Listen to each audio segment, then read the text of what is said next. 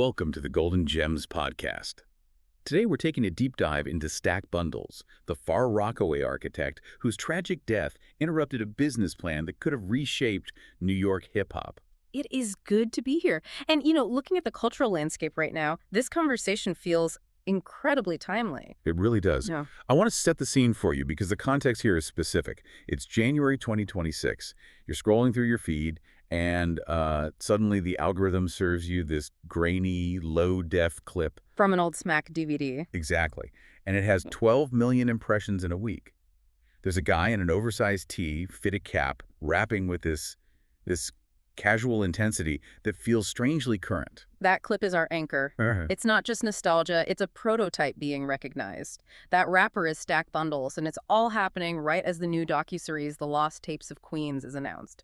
It feels like for a generation that grew up on, algorithms and polished tracks, finding Stack Bundles is like unearthing a lost artifact. It's raw. But the skill is undeniable. It creates this kind of forensic fascination. It does. But here's where we need to pivot.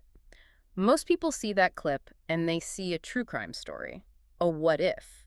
But I've been through the primary material, that vanished vault narrative, and I don't see a crime story. I see a business case study. That's a much more interesting way to frame it, an interruption of labor, not just a loss of life. We have to. If we really analyze that concept, the question isn't, was he great? The question is, how much further would the entire New York scene have gone if Stack had lived to build the infrastructure he was designing? And to understand that infrastructure, you have to go to the foundation. You have to go to far Rockaway. Which isn't just Queens. No.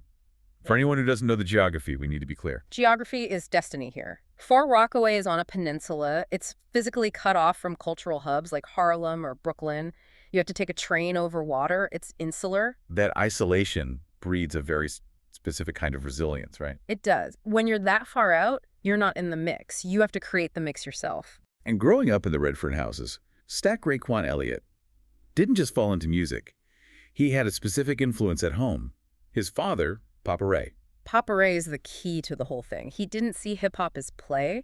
He instilled this philosophy that the microphone was an instrument of extraction. Extraction. That's such an industrial term. Sounds less like art, more like mining. But it was their reality. It was a tool to extract your family, your resources, from the socioeconomic trap of the projects. And the sources say his father was known as Stack a Dollar. So it was generational. It was a family trait. Exactly. Speaking of trades, there's an origin story that almost everyone misses, and it completely changes how you see him on camera. Dancer's lens. Dancer's lens. Stack started as a professional dancer. And it is the critical insight. It explains his charisma. Before a single verse, he was on major music video sets. He was in Busta Rhymes' Put Your Hands Where My Eyes Can See. You can see him. He's in the third row wearing an African mask.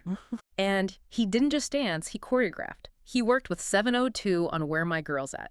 That is a massive R&B hit to have on your resume before you even drop a mixtape. So think what that teaches you. Most lyricists from that era were static. They just stood there. Stack understood kinetic visual language. He understood branding, movement, how to own a camera. He was performer first.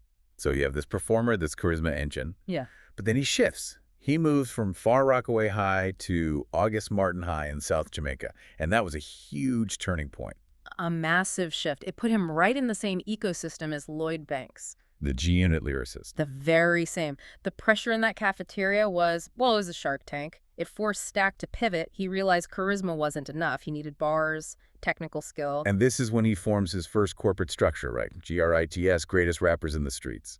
Look at the hustle. There's a quote from Sky Zoo about Stack camping outside Hot 97, trying to physically hand demos to Funkmaster Flex. It's that instrument of extraction mindset again, a marketing campaign. But the real technical lab, the place where he truly became a scientist of rap, it wasn't New York. No. This is the part that always surprises people.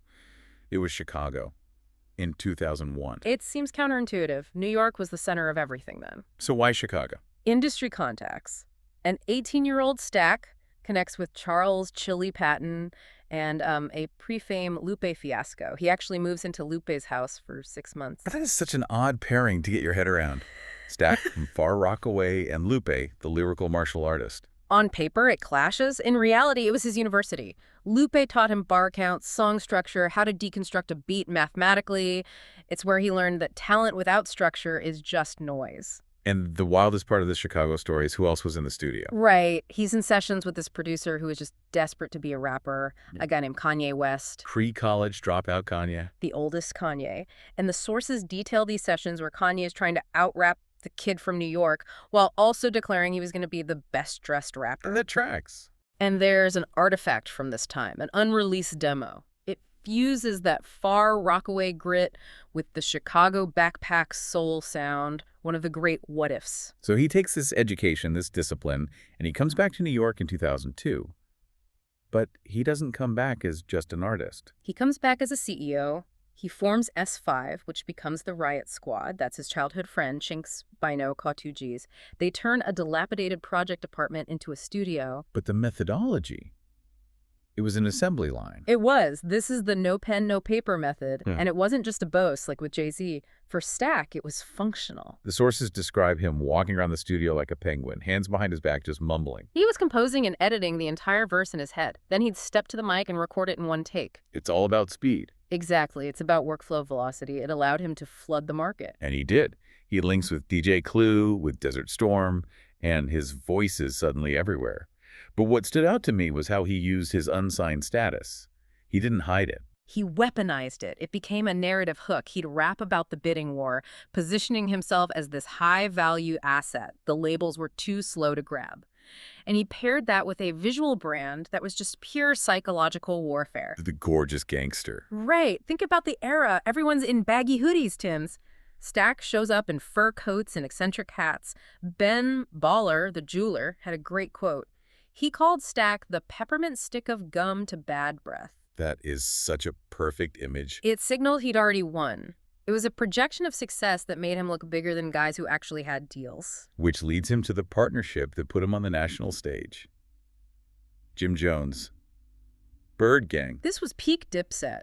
Jim Jones had the swagger, but he needed a lyrical anchor. Stack was perfect. This leads to Weatherman, the track with Lil Wayne. I rewatched that video. You can see the validation on his face. He's toe-to-toe with Lil Wayne at his absolute peak, and he belongs there. But underneath the surface of that hit, there was unseen labor. There are persistent rumors, supported by sources like that Jaw interview, that Stack was heavily involved in songwriting for other hits, like Ballin'. Wait, Ballin'? That's one of the biggest New York records of the decade. The phrasing, the cadence, sources say Stack's fingerprints are all over it. So no, he's not just a rapper, he's a ghostwriter, a creative director. He's architecting the sound of the city. Which brings us to the conflict.